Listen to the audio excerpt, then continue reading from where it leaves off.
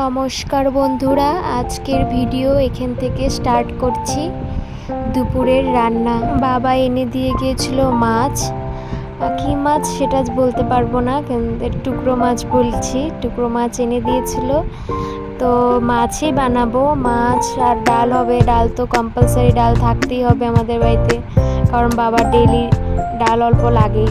তো ডাল আমি ওদিকে বানিয়ে রেখে দিয়েছি।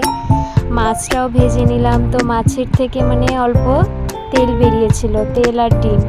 তো এটা দিয়ে আমি করলাম কি, ওই পেঁয়াজ দিয়ে আর ভাত করলা ছিল ওইটা দিয়ে অল্প ফ্রাই করে নিলাম। এটা খুব টেস্ট লাগে খেতে আমার।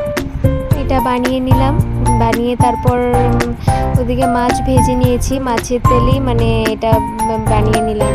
বানিয়ে তারপর মাছের তেল ভাজা আবার খাবে না আমার হাজব্যান্ড, তা ওর জন্য ভেন্ডি ভাজা করে নিয়েছি। ওই সিম্পল করেই ভেজেছি। ভেন্ডি ভাজাও ভাত দিয়ে খেতে কিন্তু দুর্দান্ত লাগে, আমার তো খুব ভালো লাগে খেতে ভেন্ডি ভাজা আর ঘি দিয়ে খেতে, তাই না? আমার খুব ভালো লাগে। তারপর ওই তেল গরম করে মাছের চচ্চড়িটা বানাবো। তেল গরম করে ওই পেঁয়াজ আর টমেটো দিয়ে দিলাম। পেঁয়াজ টমেটো দিয়ে তারপর অল্প পেঁয়াজ কুচি করে দিয়েছি আর অল্প বেটে দিয়েছি পেঁয়াজ।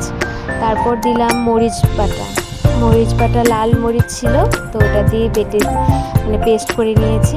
তারপর এগুলো কষিয়ে নিয়ে অল্প জল দিয়ে দিলাম। এটা ভালোই লাগে, মাছের কালিই বলতে পারো, এরকমই। আর শুকনো করে বানিয়েছি। তারপর মাছ ঝোলটা জাল দেওয়ার পর তারপর মাছগুলো দিয়ে দিলাম।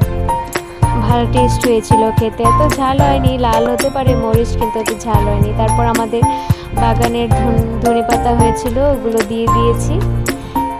ওটা দিলে আরও টেস্ট লাগে খেতে। মাছটা শুকনো করে বানিয়ে নিলাম।